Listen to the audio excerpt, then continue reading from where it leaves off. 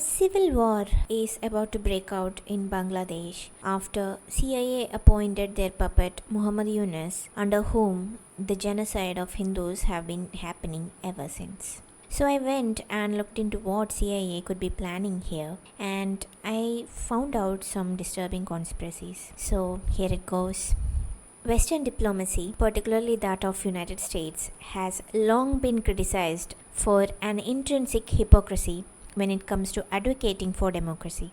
This malice, as articulated pretty well by India's External Affairs Minister Dr. S. Jaishankar, stems from a historical comfort in dealing or doing business with autocrats and dictators, even while preaching democratic ideals and human rights to non Europeans and friends, or you can say allies, like India or the African continent. Anecdotal instances abound where American politicians showed a wariness for India's deliberative system, preferring military regimes in neighbouring Pakistan or engaging with Mao's China, yet discussions with countries like India invariably veer towards free and or the so-called free and fair elections and human rights. The recent political crisis in Bangladesh, marked by Prime Minister Sheikh Hasina's resignation, appears to be the latest manifestation of this same pure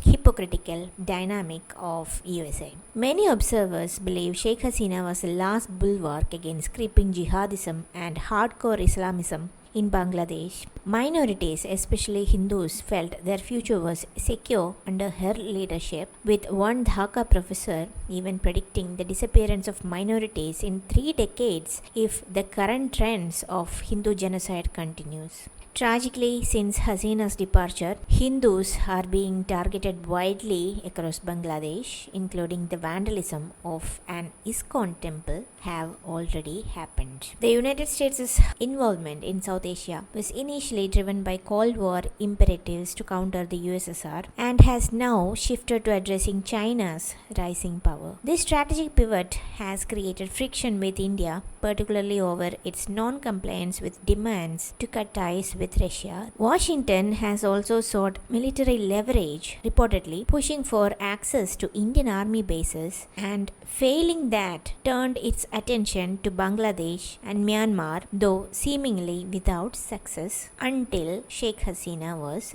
removed. There is also a subtle concern regarding a strong unified Indian government that will resist external pressures, suggesting that destabilizing India might not be entirely out of some strategic calculations. I had already reported on CIA planning a coup right before and during the general election of 2024, so you guys can check that out as well. The instability in Bangladesh presents a significant strategic and security challenge for India, especially for West Bengal and the sensitive northeastern states.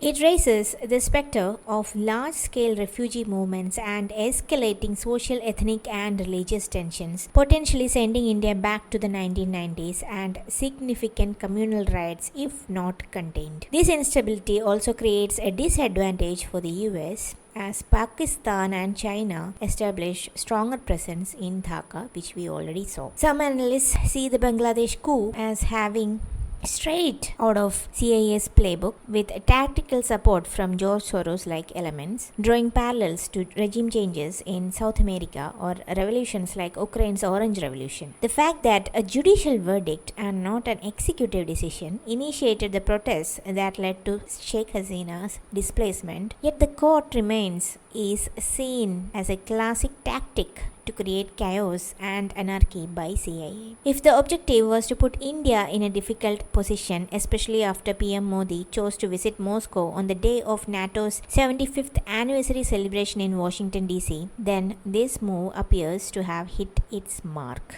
Ironically, the US may, in a Faustian bargain, hand Bangladesh over to Pakistan's ISI, is already happening by the way, and with Pakistan's involvement, China cannot be far behind. Again, we saw that especially behind Pahalgam terror attack, we saw Chinese hand, and especially given the history of Emperor Xi Jinping's displeasure with Sheikh Hasina's India First policy during her time. Meanwhile, the broader US military presence in the Indo-Pacific Indo-Pacific is also evolving as we speak. In February 2023, the US and the Philippines struck a deal allowing US forces access to 4 more military camps, bringing the total to 9 amid growing tensions in the South China Sea and the threats of a Chinese invasion of Taiwan. While the US had a significant military presence in Afghanistan before its withdrawal and clandestine bases in Pakistan during War on Terror, the so-called War on Terror, the Naval Support Facility Diego Garcia in Indian Ocean remains a particular interest to India as well. This atoll, a disputed territory of the UK also claimed by Mauritius, is a crucial anchor for US military strategy in the Indo-Pacific, allowing it to project power from Persian Gulf to the South China Sea without paying rent or even facing significant restrictions. The UK, however, recently started negotiations to return the archipelago to Mauritian control, and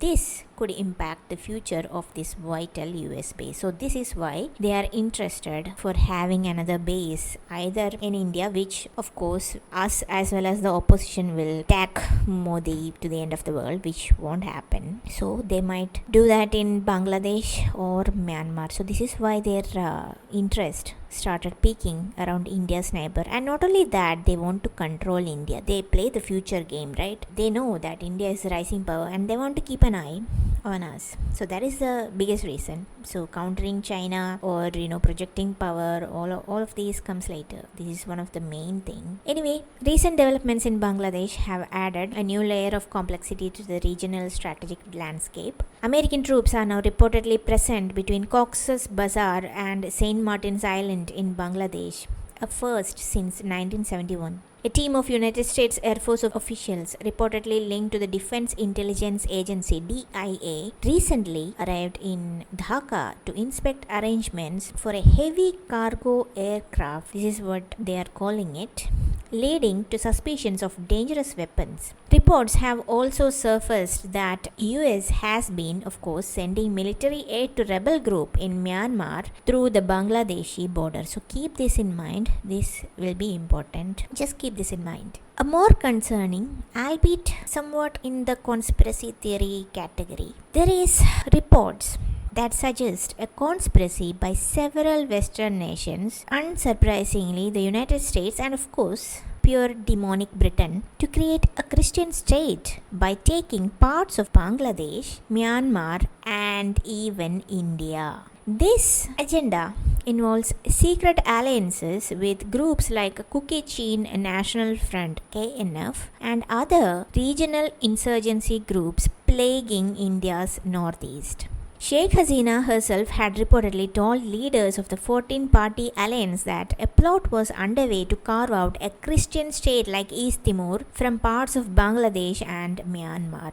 Although she didn't name India, the implication is that this country is of course US, which has been long eyeing St. Martin Island for potential airbase. While the US State Department of course has predictably denied any such discussions or intentions, Bangladeshi politicians have repeatedly questioned whether American overenthusiasm in the region is for democracy or for control of St. Martin's Island, suggesting that US want to make Bangladesh a playground to dominate India. For several years, Christian missionaries and Western NGOs have been creating chaos and working secretly in the bordering areas of Bangladesh, India, Myanmar, such as Teknaf, Rangmadi, Mizoram, Meghalaya and Arakan provinces. They are planning to carve out a Christian state out of these regions, including India's northeast. Their twin goals are said to be converting Hindus, Buddhists and other ethnic minorities and tribals to Christianity, which we have already seen, and many Hindu groups have been crying to the current Modi government to stop it. This is why I get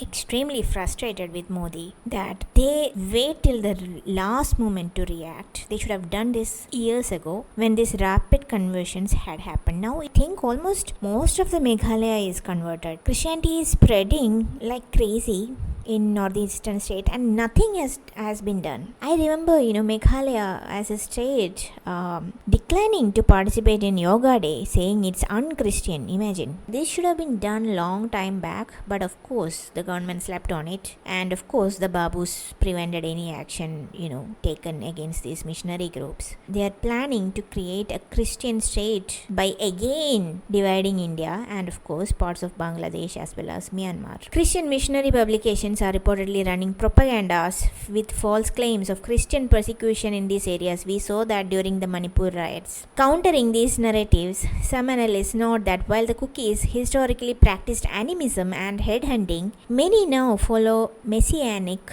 Judaism, with groups like Bnei Menashe, I hope I'm pronouncing it correctly, claiming to be the lost tribe of Israel.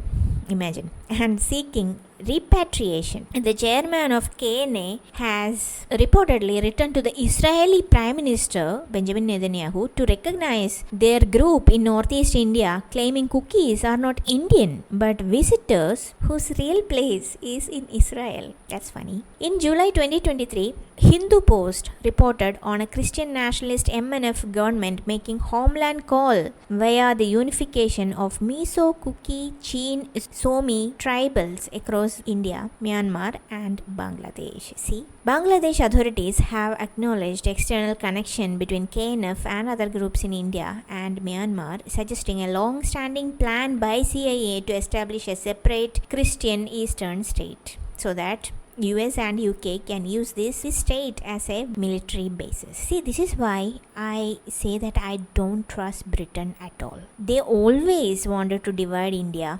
They always wanted to sweep in and loot us again, even after that we won the freedom and we became independent. It was a stated policy by Churchill. They said that India won't even stay together for 50 years.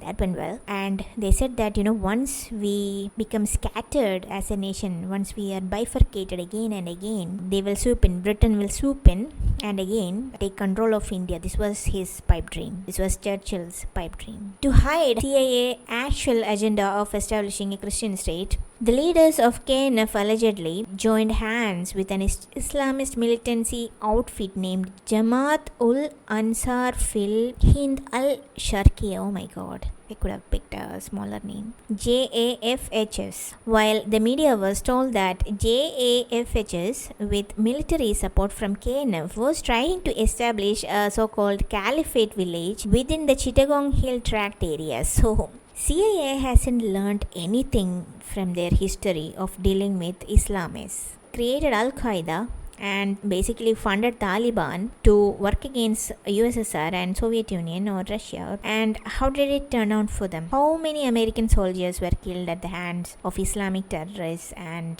Taliban? And 9/11, what happened there? How did it went for them? So CIA will never learn. They keep on making the same mistake of creating an unholy alliance between Christian terrorist group and Islamist jihadists. So they are trying the same thing in India's northeastern states as well as India's neighborhood. Counter-terrorism specialists view the connections between KNF and JAFHS as purely strategic, with KNF using the other to spread terrorist acts within targeted hilly areas in Bangladesh and India as well as Arakan state in Myanmar to simplify their real agenda of establishing a Christian state. They want to disintegrate the lands belonging to India, Bangladesh and Myanmar, and they want to carve out a Christian state out of it. If such a plot were to materialize, Western nations, especially US and Britain, would again gain access to the entire region by riding on their planned Christian state as a vassal state. This undoubtedly poses a serious threat to national security of Bangladesh, India and Myanmar, which can only be effectively confronted through collaborative efforts of three countries.